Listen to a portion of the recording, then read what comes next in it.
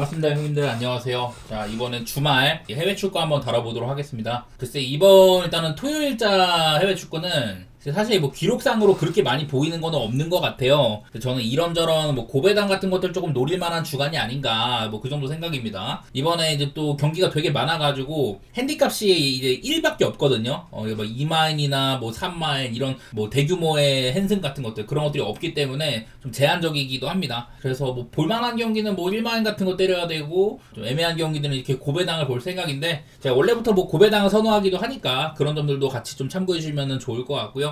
자, 오늘 첫 경기는 라치오 대 토리노 경기입니다. 라치오는 지난주에 제노아를 무난하게 패했었죠. 사실 올해는 이제 유럽 대항전도 안 나갑니다. 작년에 좀 챔스까지 노려볼만 했었는데 막판에 이제 좀 다운그레이드가 너무 심해가지고 거기서 좀 자빠져서 유럽 대항전은 아예 출전 안 하거든요. 일정상으로 좀 수월하기도 하고 이런 시즌에는 리그에서 조금 벌어가야죠. 어지간해서는 저는 유럽 대항전 근처로 갈만한 팀이라고 생각을 하는데 사실 라치오가 조금 의심이 됐지만 지난번 경기 좀 시원하게 팼던 것들 일단 그런 것들이 좀 반가운 와중에 있는데요. 자, 이제 토리노의 상태가 지금 이제 강등당한 엠폴리에서 이스마일이라는 좀 괜찮은 수비수를 데리고 왔어요. 하지만 얘네들은 매년 이제 이쪼라든지 뭐 싱고, 부온조르노, 벨라노바, 반야 밀린코비치 사비치 여기다 뭐 작년 리치까지 팔면서 매년 팀을 거덜내고 있는 수준이거든요. 토리노가. 뭐 팀이 성할 리가 없다고 생각이 됩니다. 그러다 보니 이제 전통적으로 토리노는 꽤나 이제 중위권 강자인데 좀 2득점 17점으로 굉장히 좀 하위권에 처박혀 있는 것도 있기도 하고요. 라치오가 시즌 초반에 너무 많이 져가지고 조금 처져 있긴 하지만은 저는 올라갈 팀이라고 보긴 합니다. 이거는 그냥 작년에 라치오를 맡았던 이 바로니 감독의 지금 현재 토리노를 맡고 있거든요.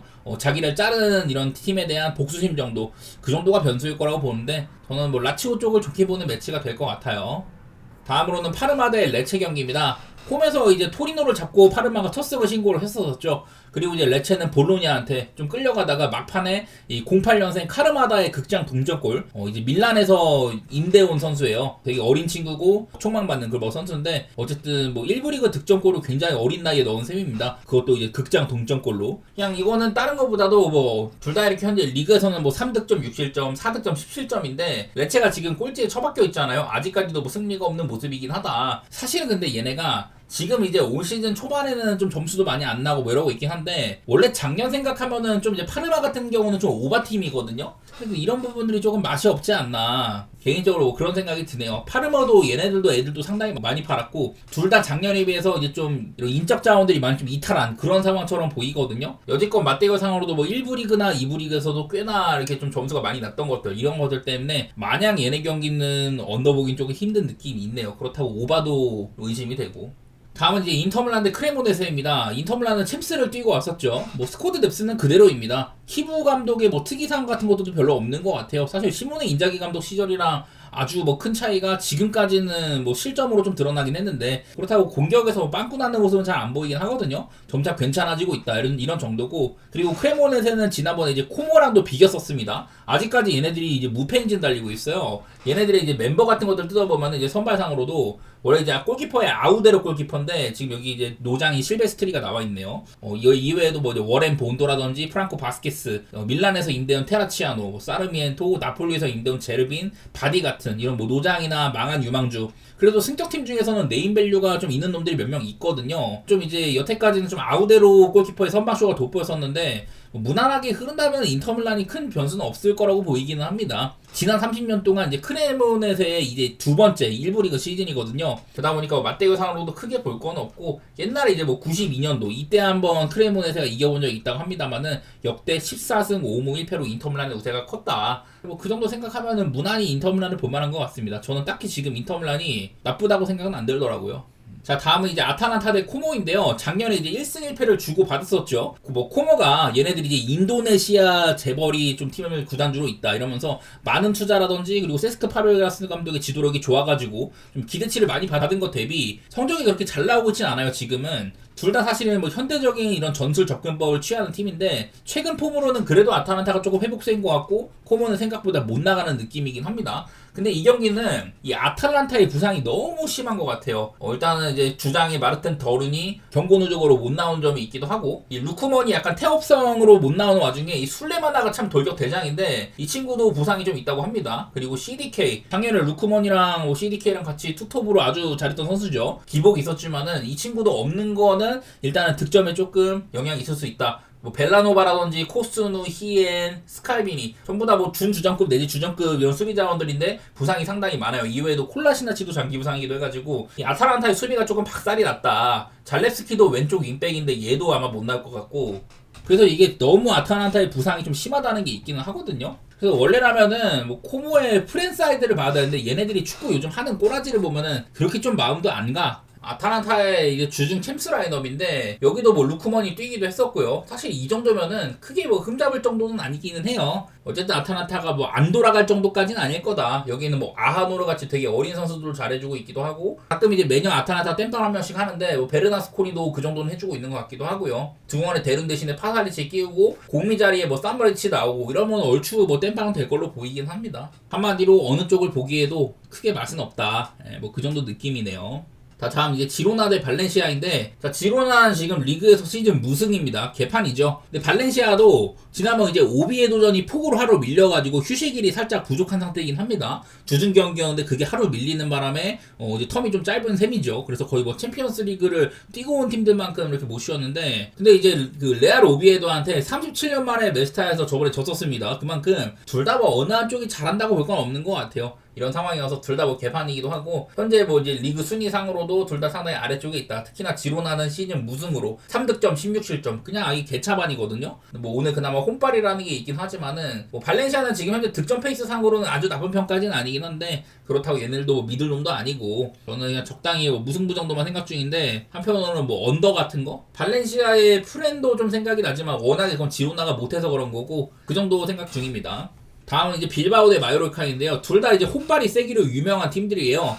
이제 빌바오는 홈에서 마요르카한테 2010년 이후로는 홈에서 한 번도 안 졌다. 이 이후로는 뭐 7승 3무 정도로 중간중간 마요르카가 2부 리그 갔을 때도 있었고 막 이랬는데, 어쨌든 맞대결상으로는 빌바오가 조금 센 면이 있는 것 같기는 해요. 근데 요즘에 빌바오도 유럽 대항전에서의 뭐 꼬라지도 그렇고 딱히 뭐 이게 보기 좋은 시기는 아니긴 하거든요. 따지고 보면은 최근에 맞대결도 이렇게 무승부가 상당히 많았다는 점들, 얘네들이 홈이나 원정이나 최근 7경기 중에서 6번이나 무승부가 있었다. 이런 것들 생각하면은 이건 그냥 고배당 갈 만한 경기라고 생각이 됩니다. 저는 뭐 무승부라든지 뭐 빌바오 햄무 이런 쪽으로 볼 것 같아요. 언더도 괜찮고. 다음으로 레알 마드리드 대 비아레알인데, 저는 이제 레알이 주중에 이제 카이라트 원정 갔다 왔잖아요. 사실 그 전에도 아틀레티코 마드리드랑 경기를 하고 라이벌전에서 정말 뼈아픈 패배를 당했다. 되게 좀 침울한 상태에서 이제 카자흐스탄 원정을 갔다 왔는데, 이거는 사실은 가는 거보다도 저는 이제 다시 오는 게 더 필요할 거라고 생각이 되거든요. 물론 경기도 이겼고 그날 너무 대승을 했기 때문에 좀 로테이션도 많이 돌리긴 했었는데, 아마 이 비아레알전에서는 조금 영향이 있을 수도 있다. 뭐 그렇게 보는 편이에요. 현재 이제 순위상으로 오늘 이제 레알이 홈이잖아요. 레알은 지금 현재 6승 1패로 참 잘하고 있습니다. 지난번에 꼬마한테 한번 진 게 아프지만은 비아레알도 지금 바로 밑에 3위로 5승 1무 1패잖아요. 근데 이게 비아레알이 얘네들이 홈에서는 사전 전승입니다. 10득점의 실점으로 리그에서 홈에서의 폼이 가장 좋은 팀인데, 그에 반해서 원정은 뭐 경기도 얼마 안 했고 많이 못 벌어들인 셈이거든요. 맞대결상으로도 이제 물론 이제 레알이 많이 이겼지만은 종종 이렇게 비아레알한테 뭐 잡힌 적도 덜어 있었습니다. 홈이든 원정이든 간에. 아주 뭐 레알을 보기에 적합한 경기는 아니라고 생각이 들긴 하더라고요. 이게 레알이 음바페의 폼이 정말 절정이지만은 발베르데나 뭐 벨링엄 이런 애들이 아직 좀 저조한 편이기도 하잖아요. 비아레알도 그리고 얘네들이 오바 같은 것들도 작년에도 특히나 홈에서의 오바세가 돋보였지 원정에서는 홈만큼 점수가 많이 안 났거든요. 그래갖고 나는 언업도 조금 애매하네. 레알이 제가 여러 차례 얘네들이 지금 수비가 완전히 붕괴됐다 그런 말씀을 많이 드리긴 했는데, 사실 그래서 저는 레알도 마행까지는 좀 어렵다고 생각하는 부분도 있어요. 본다면 뭐 레알 마드리드의 승 정도는 뭐 상관없겠지만 사실 배당도 너무 마음에 안 들고, 오히려 이 경우에는 마행보다는 햄무 같은 게 가깝지 않을까. 저는 언더도 좀 생각 중인데, 언더보다는 그냥 차라리 레알의 햄무 같은 거 고배당 보는데 의의가 있다고 생각이 듭니다. 자, 다음으로 아스날 대 웨스트햄입니다. 여기는 일단 뭐 맞대결 같은 거 한번 볼게요. 현재 뭐 순위 같은 거야 너무 아스날이 잘하고 웨스트햄은 못하니까, 맞대결 같은 걸로는 이제 2007년부터 해가지고 2023년까지 이 웨스트햄은 아스날 원정승이 딱 한 번뿐이었었거든요. 2016년에. 그때는 이제 파예가 있던 시기고 너무 웨스트햄이 잘 나가던 시기였는데, 근데 이제 그 이후로는 아주 못 이기고 있다가 지난 이제 2시즌 동안, 이 2시즌 동안은 전부 아스날이 리그 우승에 도전했던 시즌이잖아요. MH 원정 가가지고 승리를 했다. 이런 것들이 조금 보이고 있습니다. 근데 이게 지금 현 시점에서 아스날 수비가 공식전 9경기에서 딱 3실점밖에 없거든요. 무실점이 6번이고 그 중에 필드골 내준 게 딱 한 개밖에 안 돼요. 지금 아스날 수비가 굉장히 미쳐있는 시기다. 이게 심지어 아마 마갈량이스도 못 나올 가능성이 있고 이런데 데리고 온 모스케라 같은 애들이 굉장히 잘해주고 있습니다.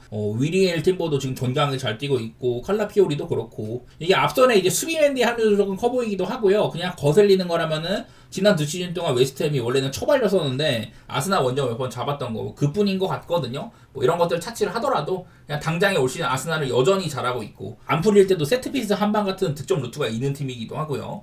반면에 이제 웨스트햄은 6득점 14실점으로 현재 리그에서 가장 많은 실점을 하고 있다. 뭐 이런 것들 때문에 저는 이 경기는 그냥 아스날 승리를 받고 가야 되는 경기라고 생각을 합니다. 사실 아스날의 이런 결정력 같은 것들을 생각하면은 이번에 챔스에서도 그래도 올림피아코스 정도면 해볼 만한 상대인데 막판에 사카의 쐐기골도 되게 극장으로 터졌잖아요. 저도 그날 아스날에 마인을 갔는데 되게 좀 마음 졸였던 입장에서 아스날이 과연 마인을 쉽게 해줄까? 뭐 그런 생각이 들긴 하더라고요. 어쨌든 이 경기는 아스날의 승은 받고 가고 무난하게 뭐 마인이든 햄부든 펼칠 만한 경기라고 생각이 됩니다.